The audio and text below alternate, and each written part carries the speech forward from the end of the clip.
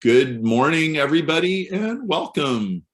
Welcome to Andrew, Bob, Krista, Keith, Lawrence. The names are jumping around because they're coming in fast. Mark, Miley, Marlene, Mitch, Mohammed. I got a lot of M's. Paul, Perez, who's going to be at our retreat. Pete Thompson, Rick Johnson. Lots of people popping in. I have two very, very special guests with me today. I have Karen Parker, who is a serial entrepreneur. She runs a book publishing and author publicity company. She also runs a company organized around interior design, which is she's probably the leading author of books on interior design. And I have Ron Wilder, who, well, I'll tell you a story about Ron. We had our Subversion Summit in May, which was our how to get traffic, not from Google, not from Facebook, not from TikTok, not from YouTube seminar. And on the fourth day, Ron was wrestling with people on the floor at the seminar, and everybody's like, oh yeah, well, I guess that's not too surprising. Ron runs a company called CEO Dojo, and if you've ever heard the phrase, how you do anything is how you do everything, Ron applies that principle in order to find out why CEOs are stuck on things, and he does it by wrestling with them. And he says, if you get somebody to my house and we put on our dojo uniforms and wrestle around for 15 minutes, I will tell you where you're stuck in your business and why. It's how you do anything, it's how you do everything. And well, if you believe in fractals the way I do, that's completely believable.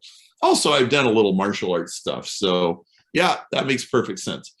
And so both of these characters came to the influence retreat that we had a year ago. In fact, it was almost exactly a year ago.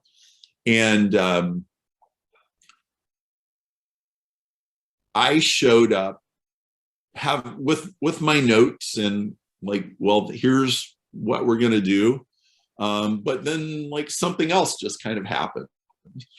And it wasn't incongruent with what I showed up planning to do and wanting to do, but it was certainly far and beyond and above expectations, because the whole thing just kind of took on a life of its own. And like I said, both of these people participated in that. And I asked them, would you come and join us today and just talk about that? Because one thing that was very, very clear about everyone in the room was it was almost like the mission they're on, they didn't choose it chose them. And this it was an event for exploring, what do you do when that's who you are and that's the role that you've been given in this life. And it just turned into a really, really fascinating thing. And so I'm going to kind of go back and forth between these two, and we're just going to talk about what is it like to know that there's a job out there with your name on it, and and it's a very interesting kind of job. Like, it's not like being a plumber or being an automotive mechanic or being a home builder or something like that, where you're just going to make these mechanical things happen. It is a summons to influence the world and influence people and influence other people's behavior and other people's beliefs in a particular way, because you know that if you don't do that, the world's going to turn out a lot worse place than if you did. So it comes with a certain amount of weight.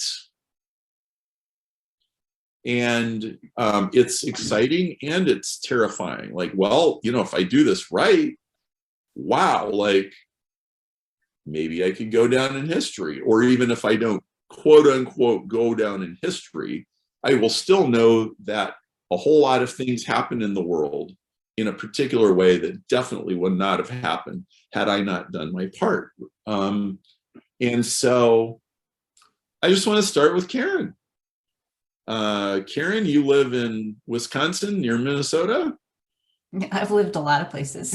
I'm in Wisconsin though currently. Yes. And you've been a very active person in our Renaissance world for the last year. And why don't you give people a little bit of an idea of who you are and whatever part of the interior design, the book publishing, and all of that you would like everyone to know. Thank you. So I would just start first by saying, when you say interior design, what I actually do is teach a personality assessment system called human design, which is really about consciously designing your inner landscape so that how you think and how you show up and create matches the world you're living in. So, I will say that I've literally been a writer my whole life. I wrote my first novel at 17. I went to school and studied journalism and nursing and got a degree in both. I started my first publishing company when I was 20. I definitely would say I've been on a mission. I've been on a mission since I was 4. I was told by my imaginary friend Thomas at 4 that I'm here to teach love. And that has been woven into everything that I've done. And as you said, I'm an entrepreneur, so I've done a lot of stuff. And one of the things that you talked about just now in your introduction is what you call the weight of, I'll call it the weight of purpose. And one of the things that I think is so powerful and so important, and actually really why I think, being in group, doing group work around purpose, as you led us through in this program, is so essential. Because when you're on this purpose, and Ron, you probably relate to this too, and I know you relate to this, Perry, there's a certain loneliness with purpose because not everybody's purpose. And it means you have to be a little bit delusionally confident. You are oftentimes serving something that nobody gets. And your job oftentimes is to translate this thing you're carrying into regular language. And I think there's a lifelong experimental process with trying to translate that. Translating that into writing, this very fixed, finite body of inspiration and transformation, whatever you're bringing, and to do it on your own without support, it is daunting. And as I said, oftentimes really lonely, really heavy, and kind of a burden on some days. Well, I identify that with that because it is a lonely, like if you walk into a restaurant or like any place, you look around, most people are not trying to do what I'm trying to do. Right. They're getting their Coke, they're buying a dress, they're just kind of moving the checkers piece like one step on the board. And like I'm on this like I got this burning in my bones. I got this thing that I got this message I've been given. So you said, well, there was a lot packed in what you just said. You wrote your first book, did you say at age 17? 17, yep. Okay, so already that early you knew that you needed to teach people, explain things to people. And then what did you say you'd done at age 20? I started my first publishing company at 20. Can you tell us a little bit about what that looked like? Yeah. What is well, it doesn't exist anymore. So I as I said, I got a degree in nursing and journalism. And at that point in time, I started off as a labor and delivery nurse. I lasted about 60 days. That was the longest job I've ever had because I'm technically unemployable. And I part of why I didn't make it is I didn't take orders well, honestly. So I started my own midwifery practice. So I was delivering babies at home on the border of Texas.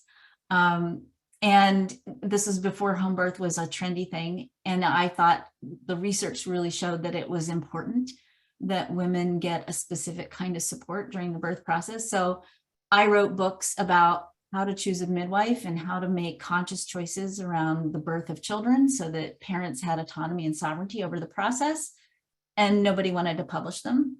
So I decided, well, I'll just publish them myself. This was way before Lulu and ebooks and all that stuff. And so I started a small company called Medical Alternatives Press, and we published what today wouldn't be so fringy information, but at that point was very fringy information about home birth and eating organic and those kinds of pieces. And, you know, we sold books at health fairs, little pamphlets, and tried really hard to make sure the FDA didn't find us because we would have been in big trouble in those days.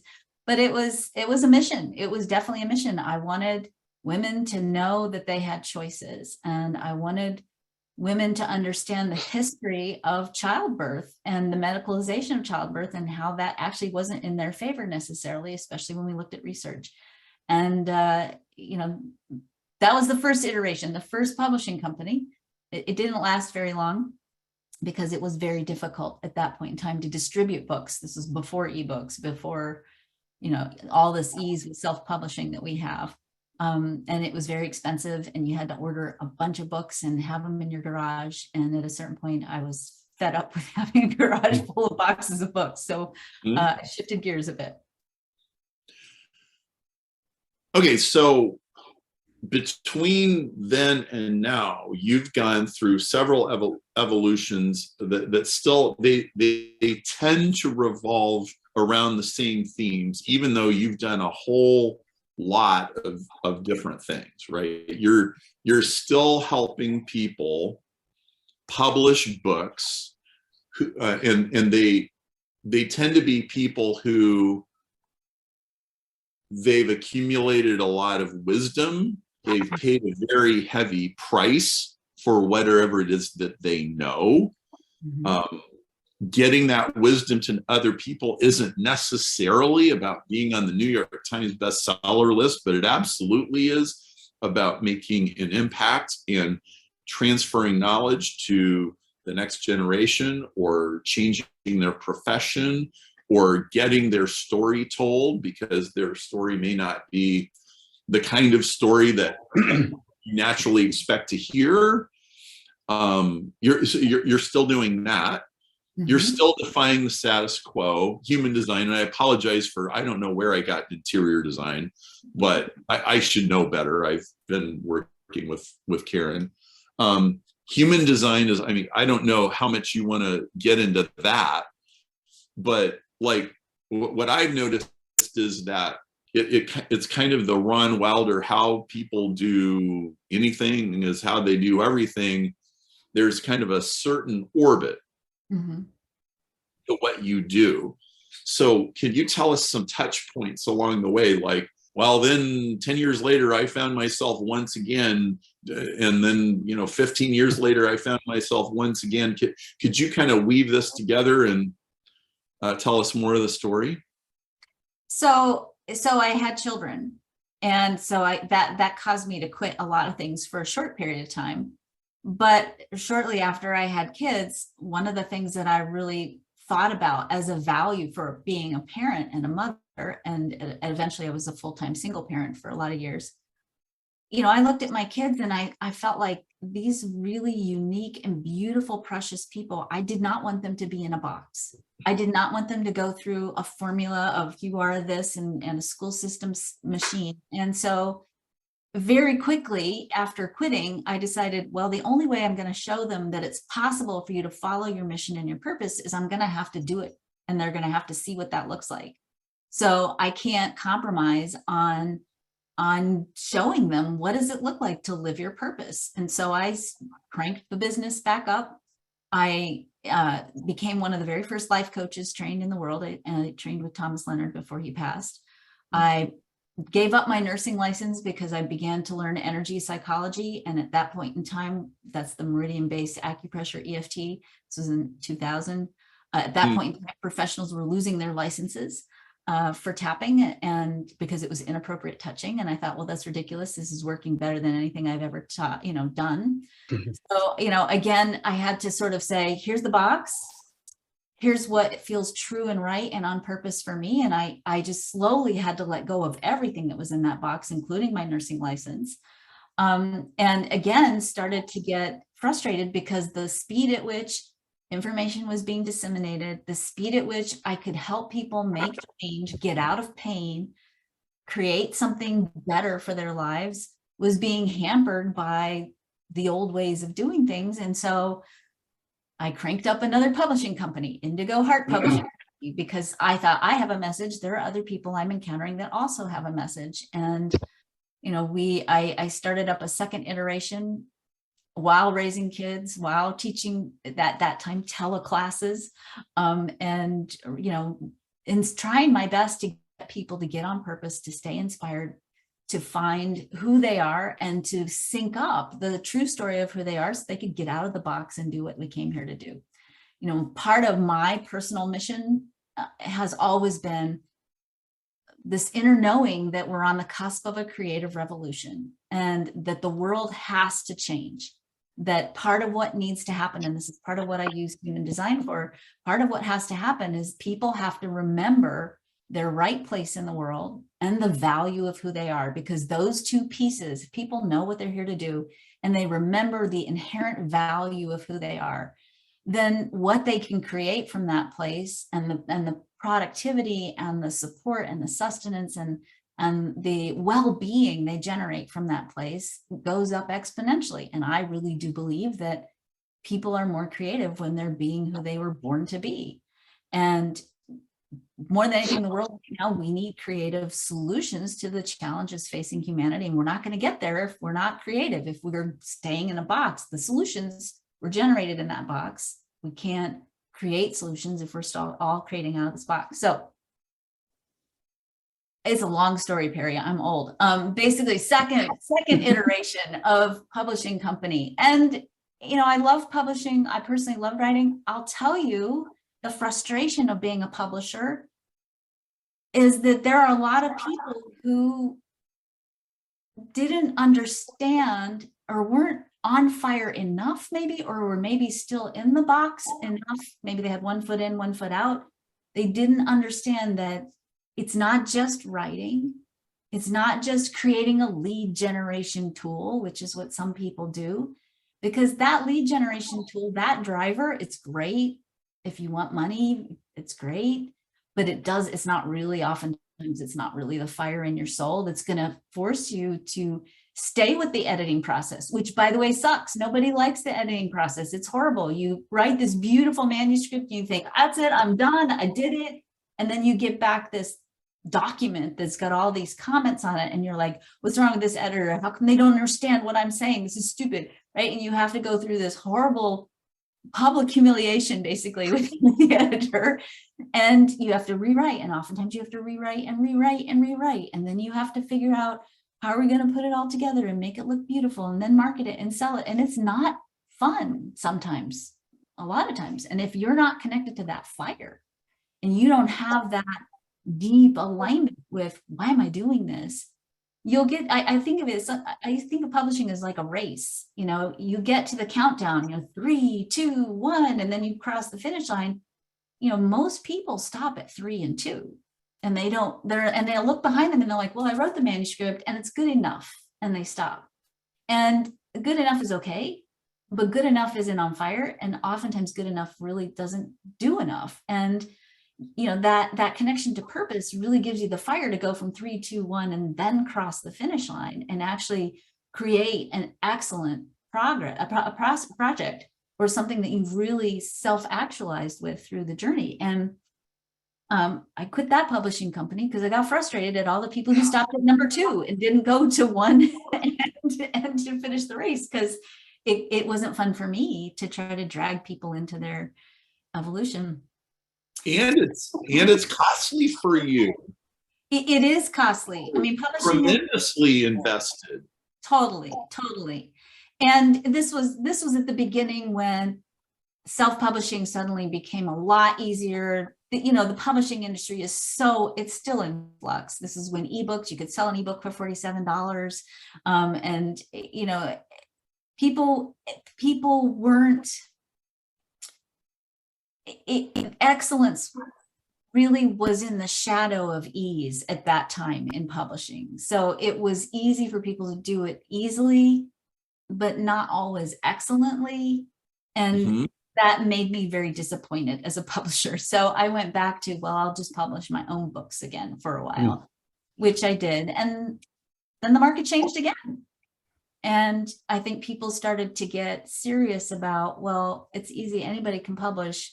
And they started to look for excellent material again. And so that was sort of the birth of the third publishing company, Grace Point Publishing, which is the publishing company that I'm the co-founder of right now with my partner, Michelle Vandepass. And now we're pretty serious about, and we get a lot of people who are willing to do the work and cross the finish line and turn around and do the work. We just published a book by a woman named Toby Dorr, who some of you may know as a woman who broke a prisoner out of jail in a dog kennel and ran away with him for 3 weeks before she was caught, and went to jail for a year and had an incredibly transformative experience in jail and emerged from jail with a mission. I mean, she's a mission-driven person, mission to help other women in jail, because she learned that most of the women she encountered in jail had been victims of terrible sexual abuse and all kinds of trauma. And they were there because they didn't have a sense of what else to do with their lives. And so she works with women in prison, and she was on the Today Show, and Lifetime made a movie about her, and she was all over the place. So we have I think the quality and the caliber of people who are willing to take on that mantle of owning their mission and their purpose. I think I like to serve those people more.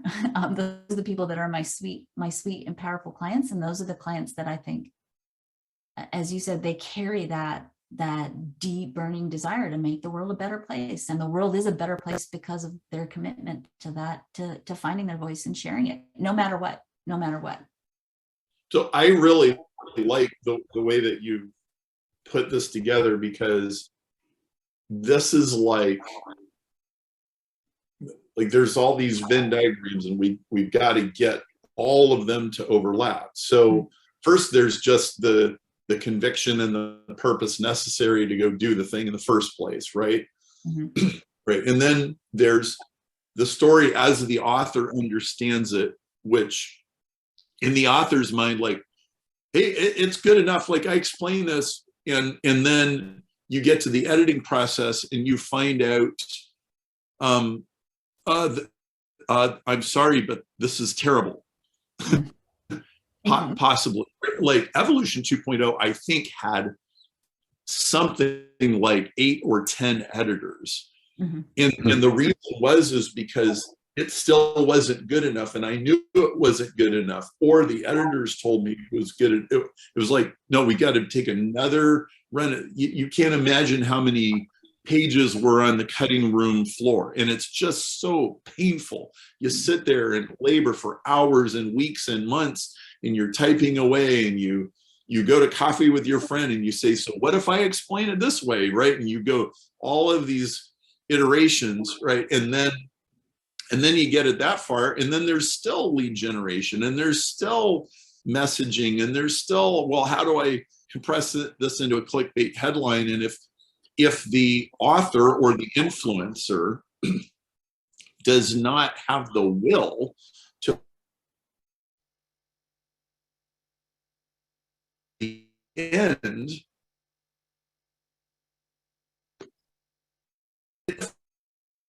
right? If you go 3, 2, 1, and you get to, it's nothing.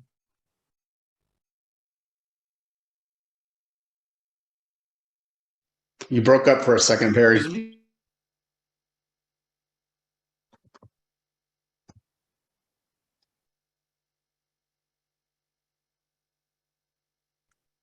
To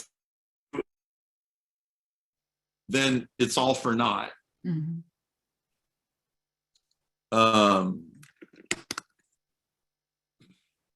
Ron, Yes, sir. let's bring you into the stir fry. All right. And then we'll kind of tie this together. So give us the Ron version of what Karen just like. How did you know, when did you know that you had this unique way of seeing the world? Career-wise, I would say I knew like when I was around 25, but I really knew when I was like 2 years old. And so people often say, hey, where are you from? And I've never been able to answer that question with a place. I have to answer it with an identity, which is I was a military brat. And I was born in Germany. I lived in California, Alabama, Colorado, South Georgia, Hawaii, all before I was like 10 years old. And every time I moved, I was kind of confronted with this clash of cultures and different ways that people thought and believed and behaved. And I was sort of this alien. And it always felt like a strange experience growing up. But fast forward later on at 25 in my career, I had started working in a consulting firm doing business strategy, sales strategy for tech companies in California. And I would develop consulting reports for our clients, and I would hand them to the CEO of the client company. And even the partners of my firm who were older than me, like they would do their thing. But I found myself in situations where the CEOs of a company would take the report I had just written and set it aside and say, hey, can I ask you another question? And it would inevitably veer into a deep organizational challenge or a personal challenge or something in the realm of wisdom. And I discovered that's what they needed from me. It was almost like spiritual guidance in the context of this business that they were leading. And so I realized, there's something else here deeper than what's on the surface. And so I'm going to jump back then a second. So growing up, I went by the name Ronnie. That was my nickname. And so I got all the way through high school and I was getting ready to go to college and I changed my name to Ron. So it was kind of like I couldn't leave a place behind, but I could leave an identity. And so I made this decision to leave Ronnie behind. And I say that with all gratitude. Like Ronnie was a great kid. There was nothing wrong with him, but he had completed that experience and it was time for him to expand into something new. And that's really critical, like identity shift, because it applies to the work that I do now. So I went from Ronnie to Ron. I went from the academic high performer valedictorian, was going to be a professor, and I went into the business world. And then I said, wait a minute, I don't want to be an academic. I want to go into business. And then I moved from California to North Carolina and started my own consulting coaching business in 2004. And I went from employee to entrepreneur. And that was a huge, huge transition of identity. I went from, son of an alcoholic father to being a committed father to creating my own family. And so in all of these scenarios, it was a decision to change identity. Right around that time, I became a martial artist, and I've been now doing martial arts for about 20 years and discovered how much of our identity lives in the body, and we carry it physically. And even though we may make a cognitive mental decision to change something, it still lives in our body. And but it also, I discovered from that experience how to heal, how to master my emotions, how to change things that I wanted to change intellectually, but I had to change them in my body, and I had to move and be in different ways. And after about 8 years, I had earned a black belt in Hapkido, which is a Korean martial art. And one day we had some visiting teachers from another school, Jiu Jitsu practitioners. And I got to spar with them, and I found myself on the ground. And, Jiu Jitsu is all about how do you fight when you're on the ground. And so here I am, a black belt, and I find myself on the ground, and nothing worked. And I remember this moment of panic, like, why isn't any of my stuff working? And all I tried to do in that moment was to try harder, and that just made it worse. Because in jiu-jitsu, if your opponent tries harder, they know how to use that against you. And so I left that day, and within a few months, I went to my Hapkido teacher, and I said, I'm leaving, I'm retiring my black belt, and I went and I got a white belt in jiu-jitsu, and I started a new path. And the relevance of that to what I'm doing now is, I've taken all of that, all the work of 20 years of coaching CEOs, 20 years of being a martial artist, being a father, changing identities multiple times. And what I'm really helping people do is to complete an old identity, not to lose it, but to then evolve that into the next phase of identity for who they are. And sometimes that process can be messy, but with my guidance, I think people kind of grow through it effectively. And I can give you some various examples, but I find that people have black belts in their own personality, right? They have developed a personality that's very effective. They know how to get results in their life, and it works great right up to the day that it doesn't, and then they don't know what to do. And I find executives or entrepreneurs, and they're going through a transition in their company, or they're trying to scale it, or they're trying to change it in some way. And all of the leadership traits and behaviors that made them very effective at one level don't work or translate to the new level. And now they're really stuck because they're the public face of this organization. They need to make a change. It's terrifying.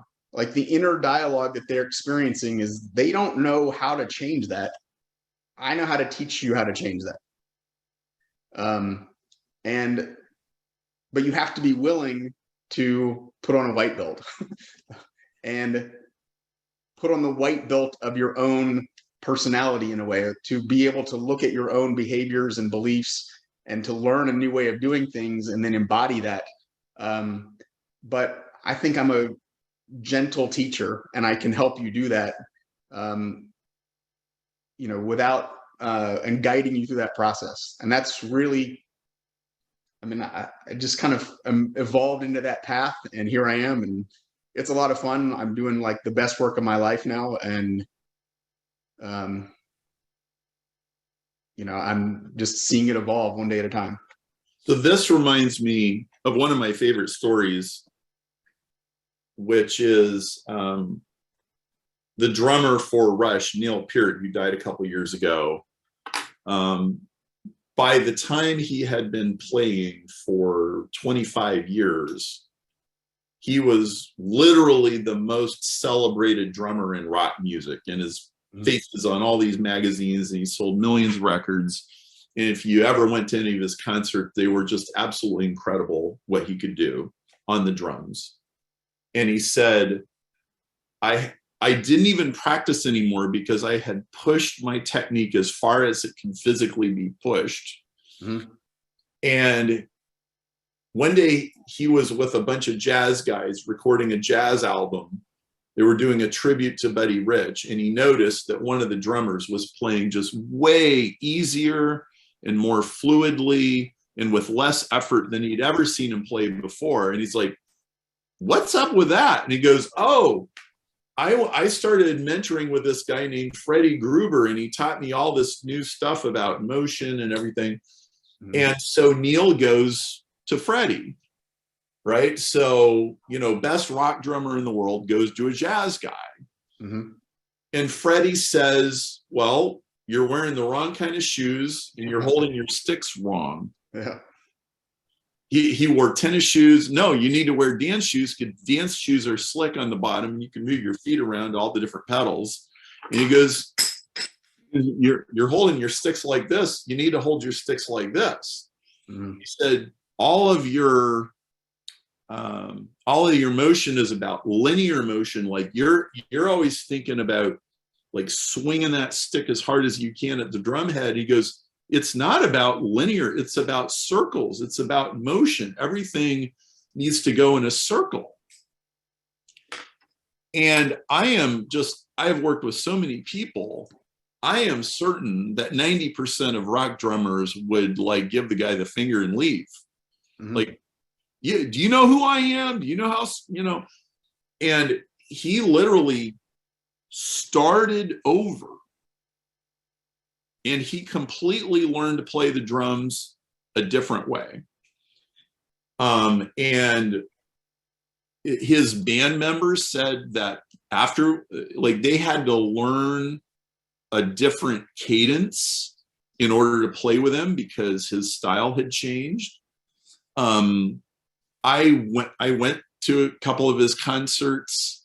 And he would do this drum solo. In the drum solo, he would switch back and forth between the old and the new, depending on what he was playing. And he really got to a breakthrough. And what I learned from that was that when you start in any profession or any field of expertise, somebody shows up and says, gentlemen, this is a football. And you learn to throw a football, or you learn to do, and you learn these very basic things. And then like you do it for 20 years and you get really, really good.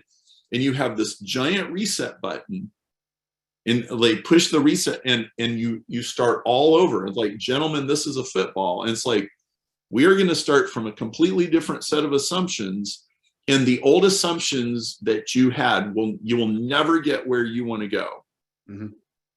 And you have to relearn. And what I've seen is that anybody who gets to like 10,000 hours, as they say, they get really, really good, and then they have to start over. Most people will never do this.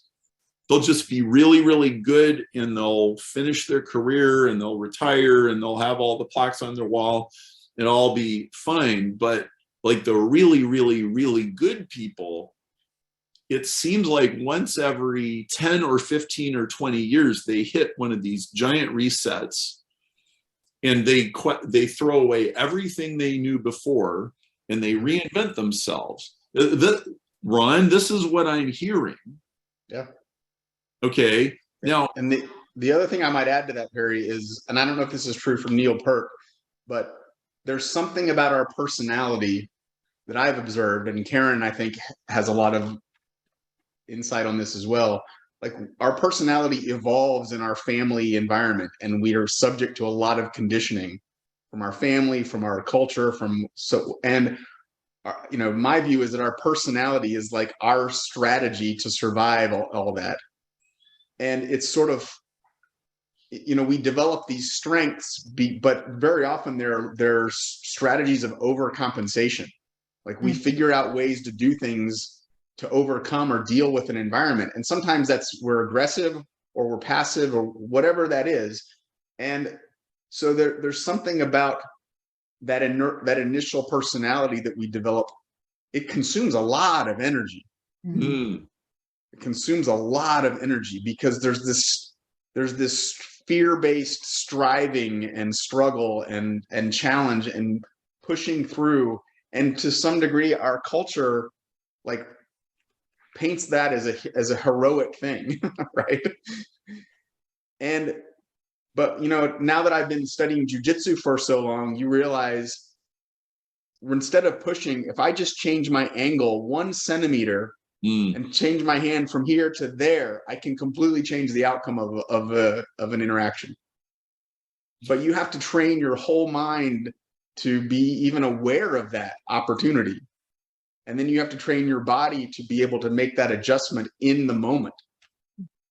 But then you unlock all of this power that you never had before. And the cool thing is, it's not based on fear anymore. It's based on something more transcendent, faith, abundance, universal mind, whatever your word for it is. But, once you experience that, and then you realize I can access that, then where I come in is like, I want to train that. I want to figure out how to work with that energy and approach life that way. Because it's way more interesting. That's like, I look back at the old ways that I do things, that I used to do things, and I don't judge it. I think of it as like, I used to do it that way and that was great, but there's something much more interesting here to explore. It's like the infinite wells of mastery. Well, Ron, at some point, you had to be more interested in being a white belt in a new thing than you were at being a black belt at the old thing, because black belts get a lot of respect. Yeah. Right? Totally agree. Yeah. Okay, now.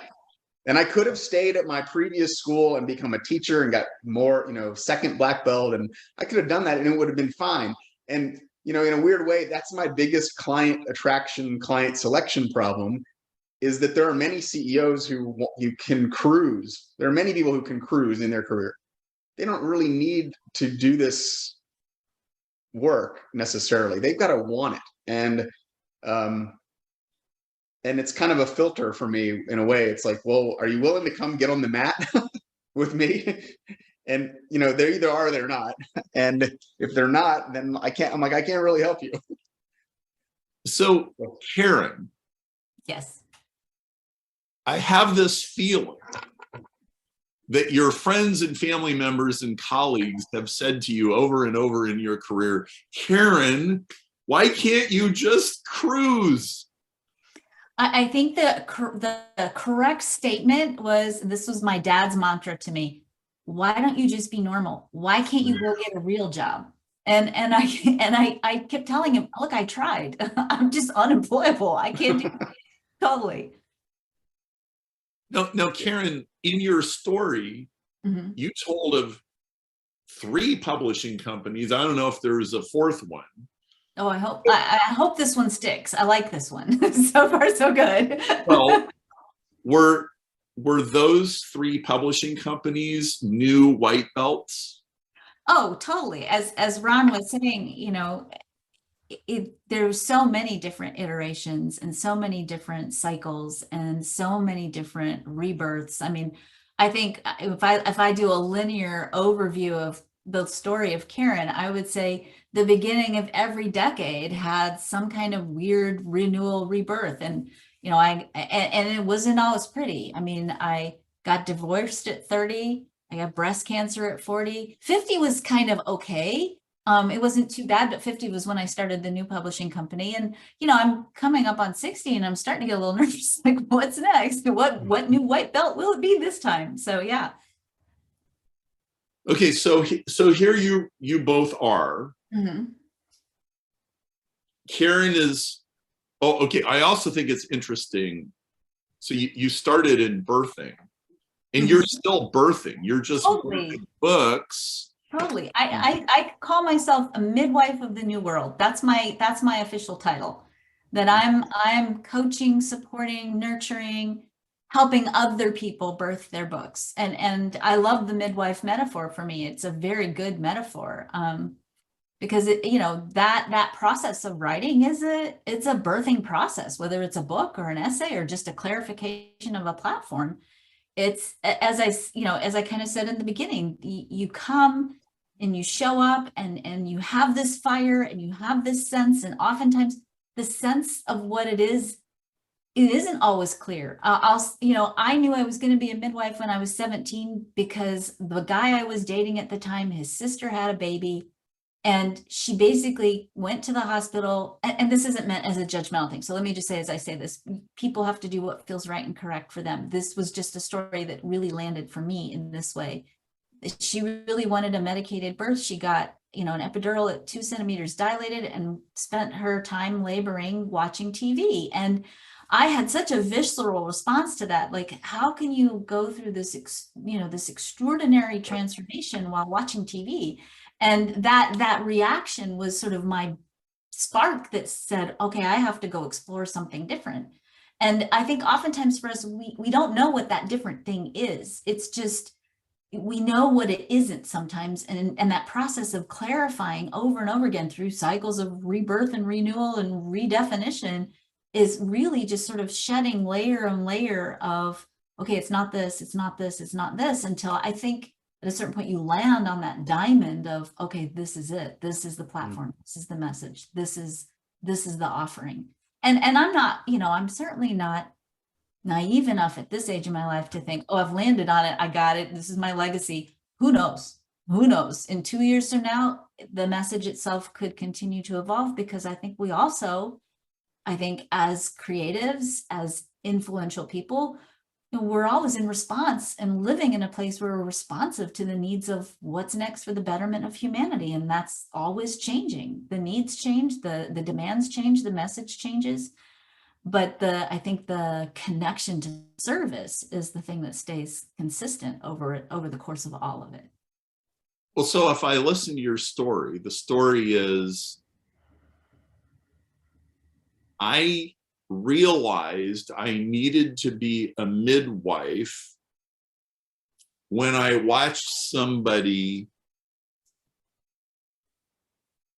Sorry, I have to piece the words together here.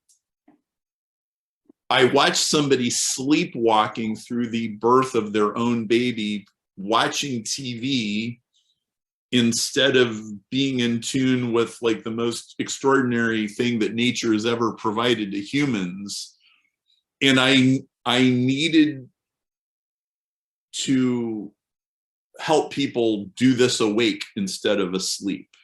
Mm-hmm. Mm-hmm. Right? Mm-hmm. And then in publishing, when self-publishing started to become, oh, a book is like the best business card and let's just get the business card out there, you're like, no, stop watching TV and do this awake instead of asleep, because your job is to produce something that you as a mother, like, only you can produce this thing in the world at this time and affect the world in this way. And if you do it watching TV, the world will be poorer as a result. And Karen, I hear too many fingernails on the chalkboard when somebody does that, and I can't stand it. But well, and I have to speak to that point, because I think, and one of my very favorite stories about publishing, and I think that illuminates this, and it's not just do it, show up and be awake. It's also do it and trust that if there's a calling, there's a reason for it. And you might not know what that reason is. It might not be yours to know, but it's bigger than you just writing the book. So I had a client one time who wrote a book, who was, again, the survivor of terrible sexual abuse, ritual abuse. She wrote the book. It wasn't a sexy topic. Nobody really wanted to read this story. And I think this was way in the beginning of my publishing career. We probably sold 20 copies, and she handed them out to her clients. And I got an email like 3 years after we published the book. And it was a note from a man looking for the author, Lydia. And he said, I really need to connect with Lydia. And I sent back a note and I said, why do you need to connect with Lydia? And he said, she saved my life. And I said, how? And he said, well, I was ready to kill myself. He said, I decided that before I would kill myself, I would have a pint of Ben & Jerry's ice cream. So I took myself to the health food store. I walked into the health food store, and on the end cap of the book section in the health food store was Lydia's book. Now, the thing that's really interesting is now I'm really good at distributing, and I can get into any brick and mortar, and I know how to do that. That time I didn't know how to do that. So I have no idea how that book made it into the health food store.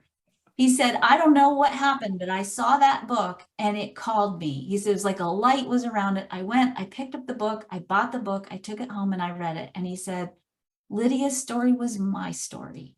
Mm. And I read this story and I decided I was going to live. Mm. And the magic and the serendipity and the synchronicity around that whole piece, you know, Lydia didn't know that. I didn't know that. We didn't know that. But there was something about Lydia being called to tell that story and being willing to publish that story, which is a very vulnerable story to begin with, and being willing to publish it and go, okay, well, you know, it didn't work. I'm not famous. I wasn't on Oprah. I didn't make a bajillion bucks from it. But when we came back around 3 years later and I said, Lydia, look what you did, you know, that was it. That was worth it. That she saved this life. And who knows what this young man will end up doing, right? So Karen, at the May roundtable meeting, Mm-hmm. we had a conversation in the group about, so we were talking about what is the USP of Grace Point Publishing. Mm-hmm. And we're really trying to get to it. Like, I don't think everybody quite in the room quite gets what is unique about you as a publisher. And what came out was, all right, there's other people, you can write them a $300,000 check and get them in the New York Times, and that's not what we're about. And there's other people that have marketing. We do that well, but that's not really what we're about. And you kind of said, we birth the story of the woman who wrote that book that ended up being in the health food store. And we make sure that it's good enough that it's going to touch that guy because it's properly told. And that led to somebody said, well, maybe it's an artistic selling proposition instead of a definitive selling proposition. And then we wrote a whole newsletter about what is an artistic selling proposition. Mm-hmm. And maybe one way of describing that would be, I don't really think it's possible to write a book and go, well, the reason I'm writing a book is so that a guy who buys Ben & Jerry's ice cream at the store will buy this book and not commit suicide. Like, that's too particular of an outcome for anybody to promise or predict. But it certainly is a USP that you're going to make sure that the person that has had that lived experience, that every part of the story, from the telling of the story to the packaging of the story to the selling of the story, is going to be done the way that it deserves to be done. Mm-hmm. And then with you personally, you know that you're not doing your work in the world unless that is happening. Is that? Yeah, I think that's a good way of saying it. And I think, part of it is, I think the way I would articulate it is, I would say that we work with people who are willing to serve the great mystery, and because there's a mystery around it. Mm-hmm. And Ron was alluding to it too. It's like, he's bringing people into this space where they tap into something greater than themselves. And I certainly think the creative process, and certainly the writing process, if you're really, living in that field of information that is the journey of writing, that is a journey of service. And it's not necessarily only serving humanity, it's also serving, cosmic mind, God, source, whatever you want to put it, and trusting that, and being willing to have the courage to trust that if you trust that mystery, it'll unfold the way it needs to. And you'll be supported along the way. I do also just want to say, Lydia was supported along the way, just not in the way Lydia thought she would be supported. I mean, she ended up being okay. But you also, I think one of the things I do as a book midwife is say, 90% of what I say is, you're going to be okay. It's going to be okay. You're going to be okay. It's all going to be okay. Just do it. And I think the people who have the courage to say, okay, I'm going to take this leap of faith and I'm going to basically expose my soul to the world and be willing to stand here sort of completely cosmically naked with this experience and be okay with it and trust it.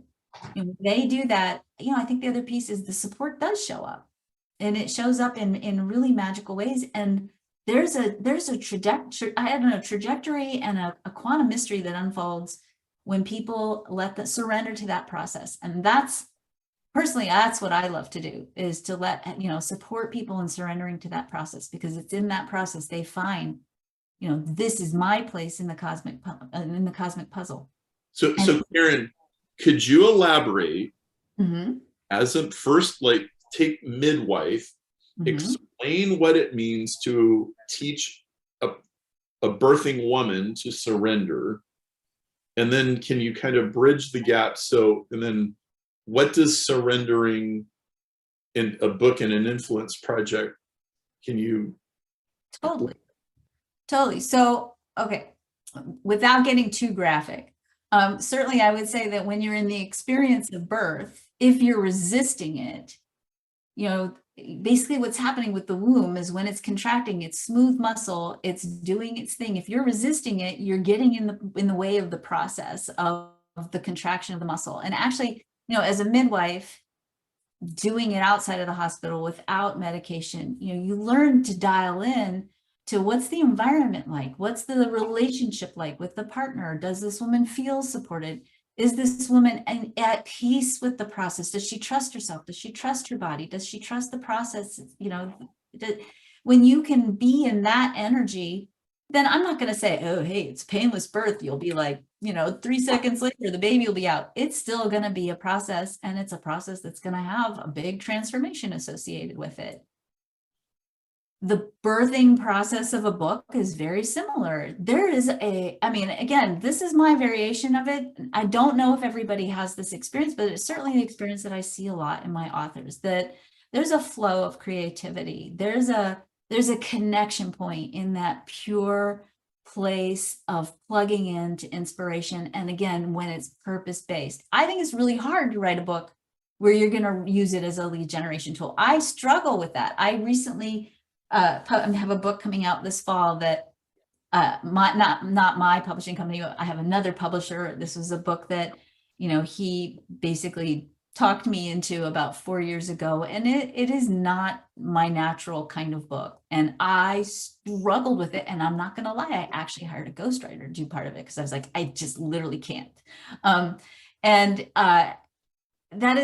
process of trying to craft something that isn't connected to that spark, that isn't part of the natural cycle of creating, it's really hard to do it that way. But if you can connect to that spark, that place where, and any of you who have written, that space where you sit down and all of a sudden it's almost like the book or the information or the platform or the manifesto, whatever it is, it's writing itself through you. You're just literally, you're the physical body doing the translation of spark into third dimensional form, but it's a flow, and it's easy. It's literally effortless. I won't say, you can see in the corner, it's not completely effortless. I have a thesaurus. I use the thesaurus all the time. Sometimes I have to go find a word, but there's a flow to it that facilitates the birth. And there's something intangible. You use the word ineffable a lot, Perry, and I love that word. It's like there is something ineffable and intangible too about offering that comes from that place. And it, as I said, it's not what I want to say to people from a business perspective, but it's not always going to be the thing that sells the most. I would say Evolution 2.0, not trying to say it didn't sell a lot, but it's not Oprah level sales yet. No, it's not. And yet that's your spark, and that's the translation of your spark and your effort and your work and your, the light that is you, and that message that you're here to initiate people into. That's a very different book than some of the other books that I think our heads tell us, oh, we should write that. That would be a good book, right? There are many things that would be necessary for that book to be an Oprah level bestseller that I was not willing to do, because it would compromise what the project is about, and it would bastardize it. And I think part of the USP of Grace Point Publishing is that you are for people who are not willing to do that. It's not that you're against being on Oprah at all. Totally. But if that is incongruent with the higher purpose that you have been given, or if it's just going to create more of the same garbage that keeps us going around and around in circles, you're not going to do that. Totally. And I think, you know, going back to the surrender metaphor, it means you have to let the book be written through you. And you have to have the courage to detach yourself from the outcome and trust that the outcome is going to be okay. Mm-hmm. And that's not always easy because we tend to translate value into money and numbers. And I think part of it too is we have to redefine what's the value of a book and what's the value of influence, because it's not necessarily something you can measure in numbers. I think the essence of this whole question that we are exploring here is, how do you be influential, which is measurable in some sense? You can tell whether an author is influential or not. How do you be influential without selling your soul, compromising your values, compromising your message? It's a slalom. And like, how do you do this? Who's going to teach you how to do it? And then one of the things we talked about at the retreat last year, which we'll come back to this year, is how do you create a mass movement that's not just a bunch of jacked up people drinking pink Kool-Aid, mouthing a bunch of bumper sticker slogans and doing stupid stuff? There's like 98 wrong ways to do it and maybe 2 right ways to do it. And you don't want to get to the end of your life and go, wow, I think I made the world a worse place. So Ron, what dots are you connecting into this birthing book? There's a Ron version of this.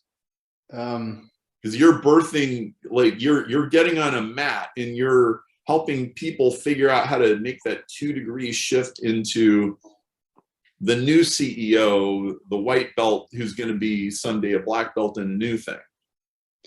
Yeah, I think there's the this concept of resistance is really fascinating to me, because I've written a few books and I've noticed each book had its own point of resistance, and it wasn't about the writing. It was about me being ready to become not the person who was writing the book, but the person who had written the book, and which is a different thing.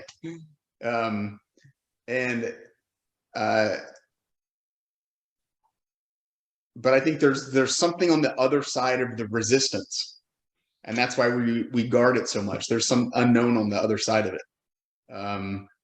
And jiu-jitsu will continue to present you with the resistance until you learn the lesson. And so that's why I love it as a tool, not as just a way of being. I had a client over here earlier this week or last week, and he lives in North Carolina where I live, and he comes over once a month, and we start off with a jiu-jitsu lesson, and we spar, and then we have breakfast and then talk about his business, and it's a fun way to spend half a day.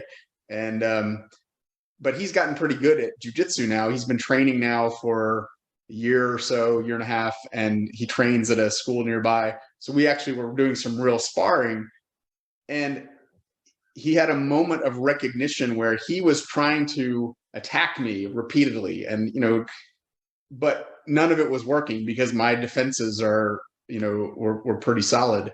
And the more he kept trying to attack, he would jeopardize his own position, and I would escape. And one of the concepts in jiu-jitsu is position before submission. where you have to establish a position before you can win the fight. But he had that moment of frustration and recognizing the futility of how he was trying to attack me, and none of it was working. And we finished the session and started talking about his business. And he had this moment of awareness as the CEO. And he says, that's what I'm doing with my sales team. Mm-hmm. Like, I am pushing my sales team to close, and they're closing early and they're trying to close the wrong thing. And that's why I have like customers that are falling out late in the pipeline. Mm-hmm. You know, and I have to coach my sales team differently. Like, that's what we then spent the rest of the day talking about. And so it was this resistance of holding on to something that you think you have, or you're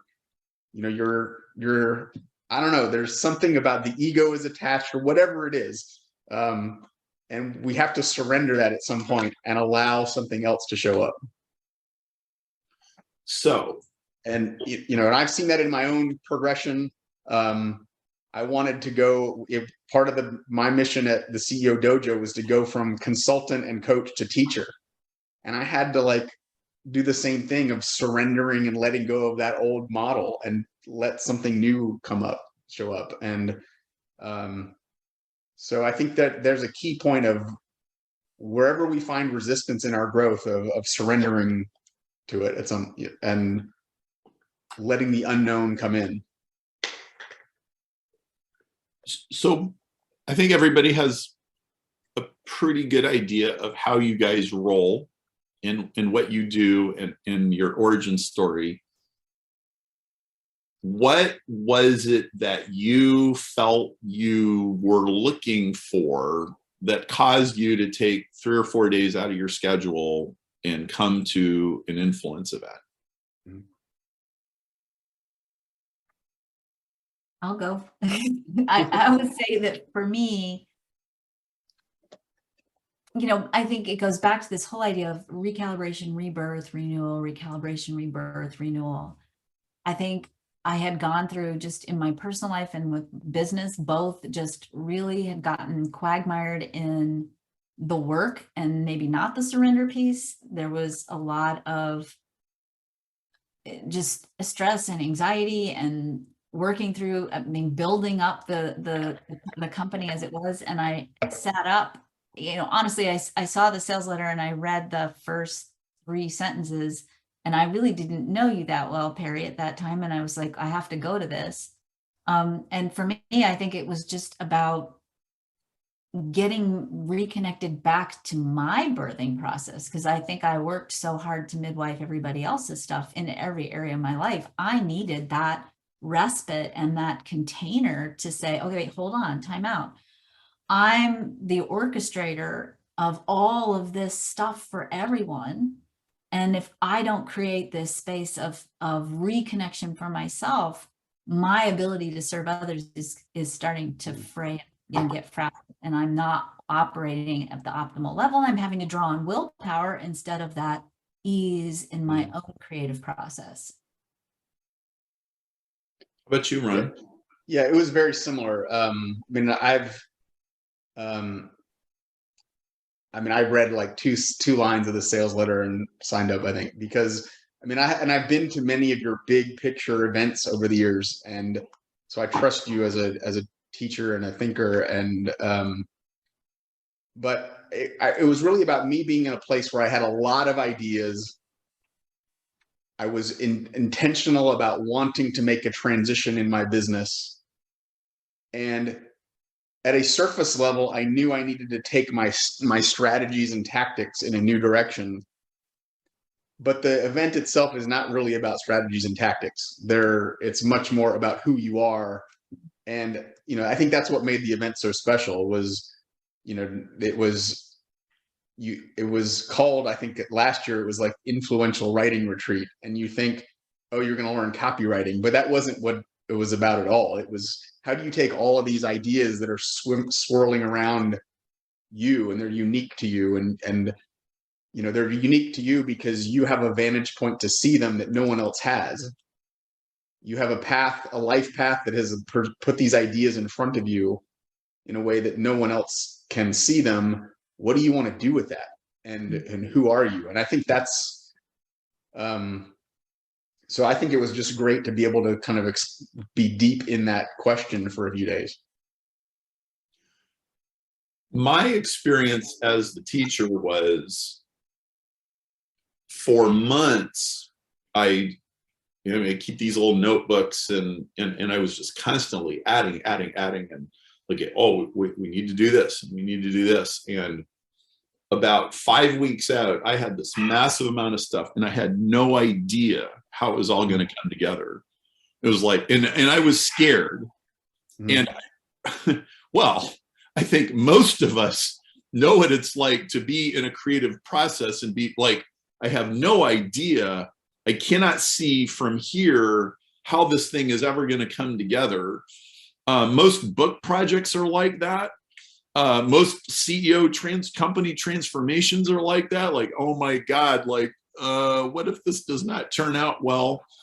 But then a framework snapped in place, and then it started coming together. And if I was going to describe how it feels when you're in the right space, it was like, look, it's not about the headline. It's not about the writing technique. It's not about like, here's how you string words together. It's like, if the rocket engine inside your body or your soul is like, if you're tuned into it, and you realize that you have like a divine calling to do this, then like it locks in and it's okay.